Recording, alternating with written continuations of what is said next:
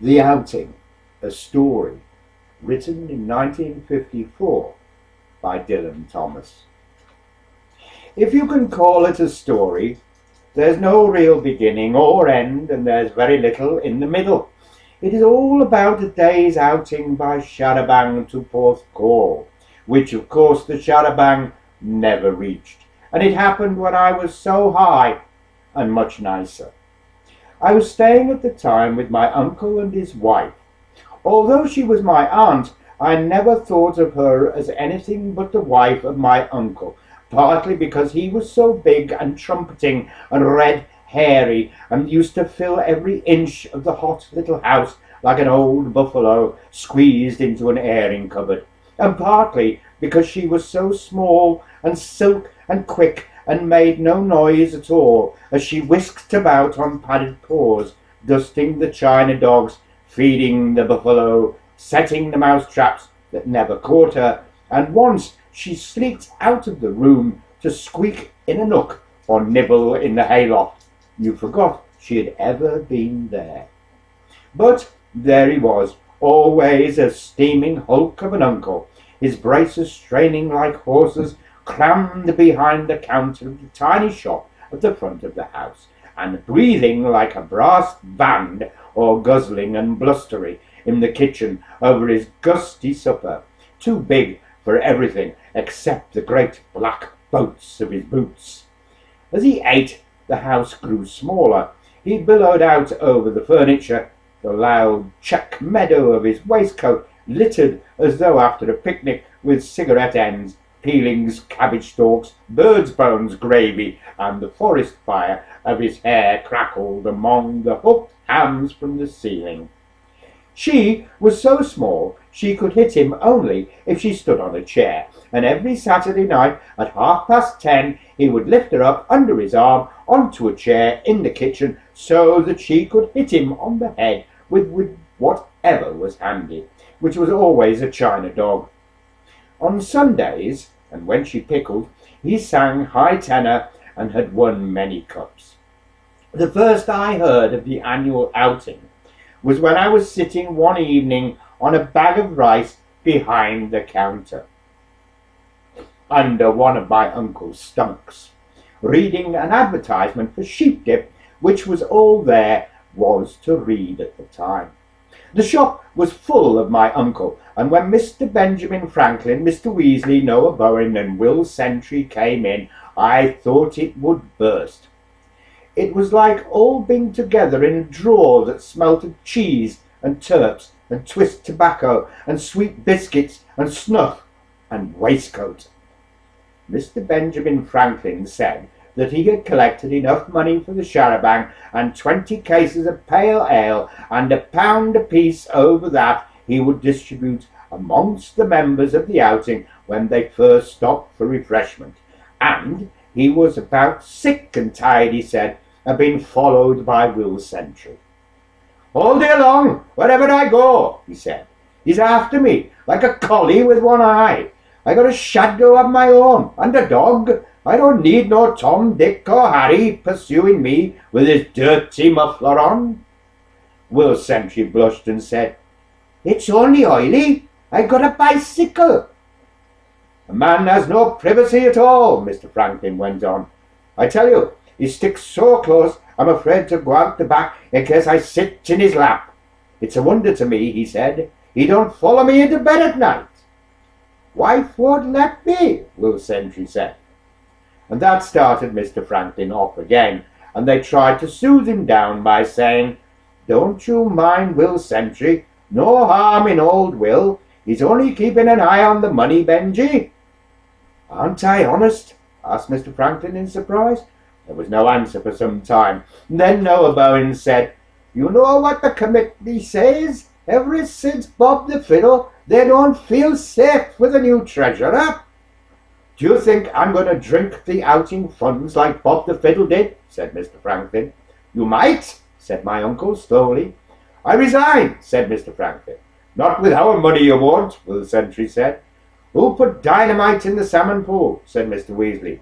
But nobody took any notice of him, and after a time they all began to play cards in the thickening dusk of the hot, cheesy shop, and my uncle blew and bugled whenever he won, and Mr. Weasley grumbled like a dredger, and I fell to sleep on the gravy-scented mountain meadow of Uncle's waistcoat.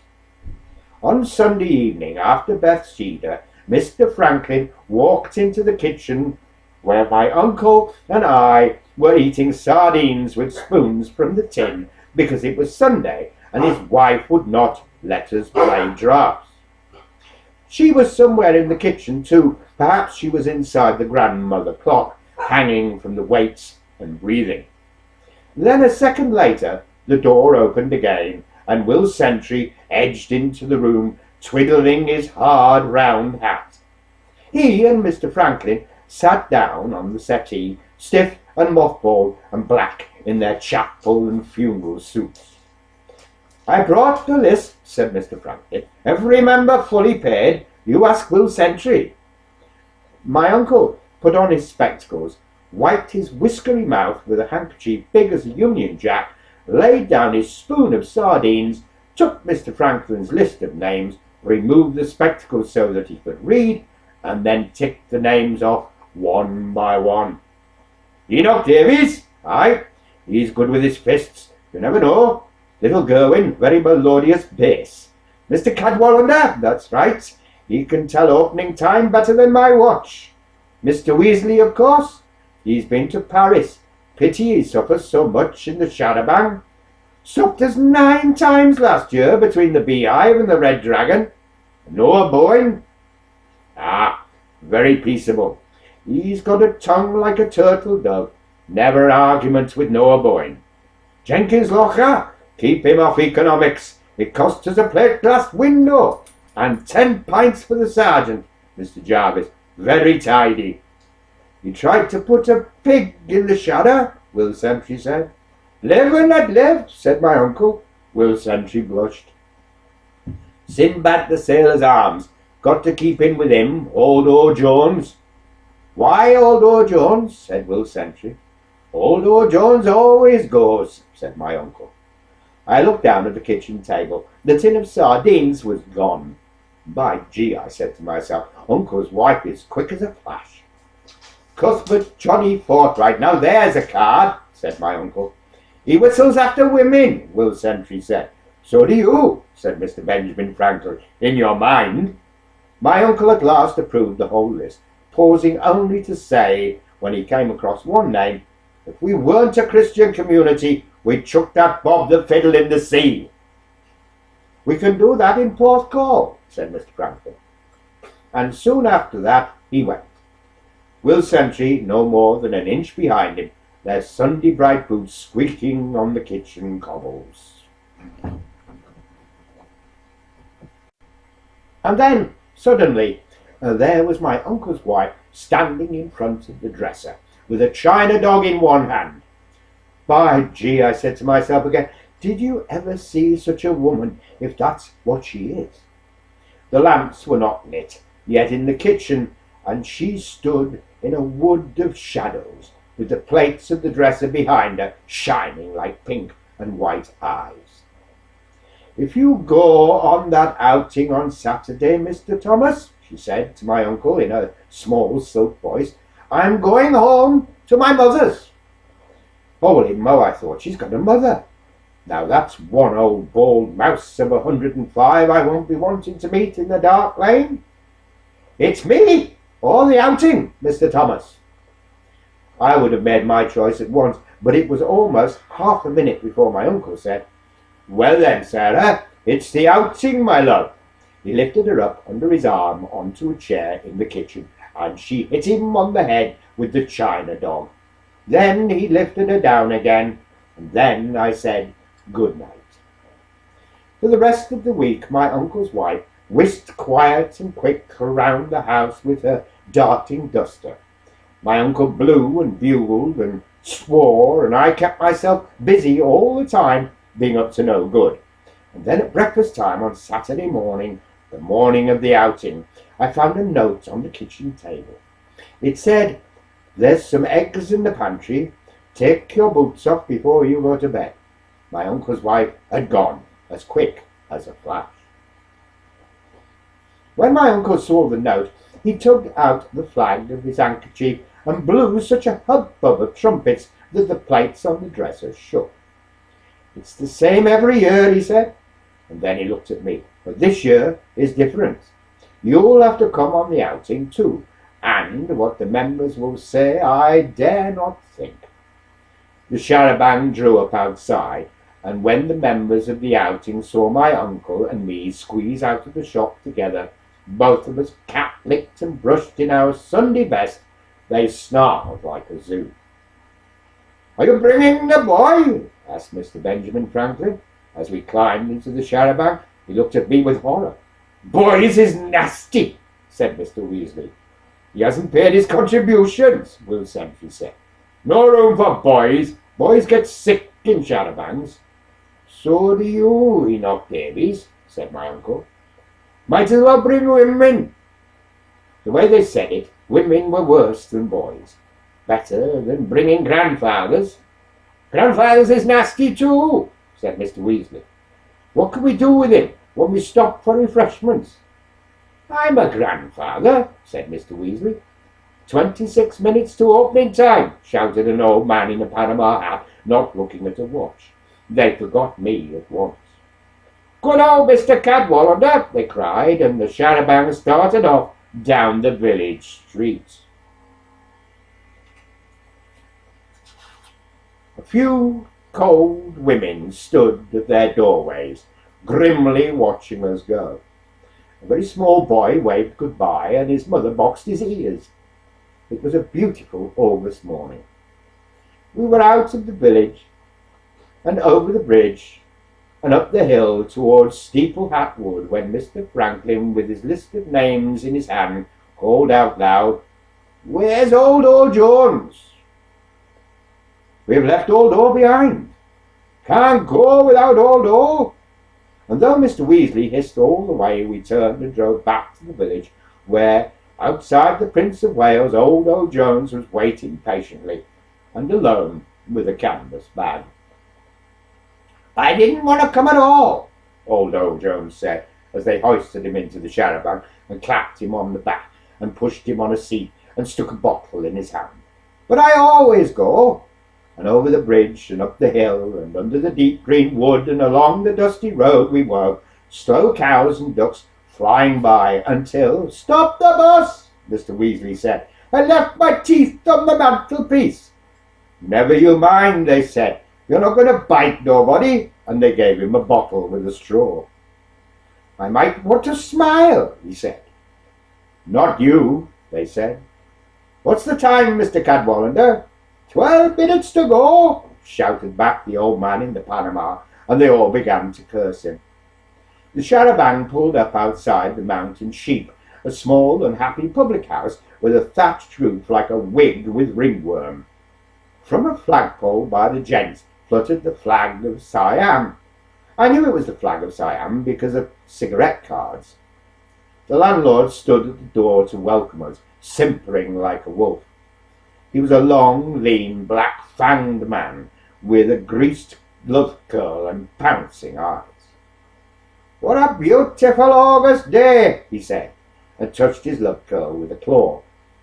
That was the way he must have welcomed the Mountain Sheep before he ate it, I said to myself. The members rushed out, bleating, and into the bar. "You keep an eye on the char-a," my uncle said. "See nobody steals it now." "There's nobody to steal it," I said, "except some cows." But my uncle was gustily blowing his bugle in the bar. I looked at the cows opposite as they looked at me. There was nothing else for us to do. 45 minutes passed like a very slow cloud.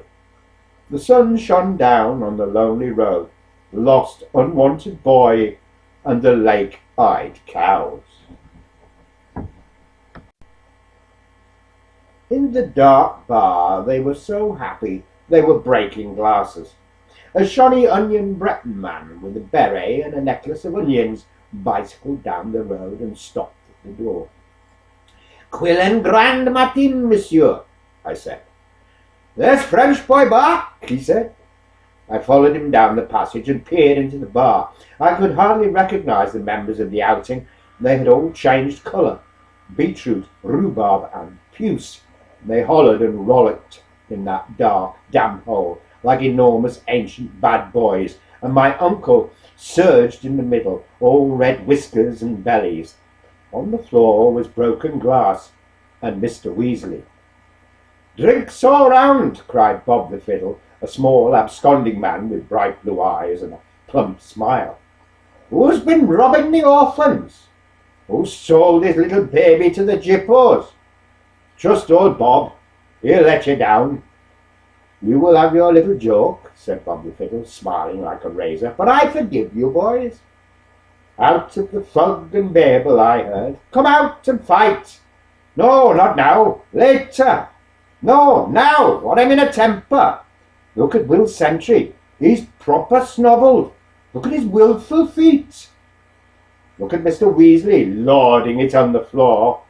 Mr. Weasley got up, hissing like a gander.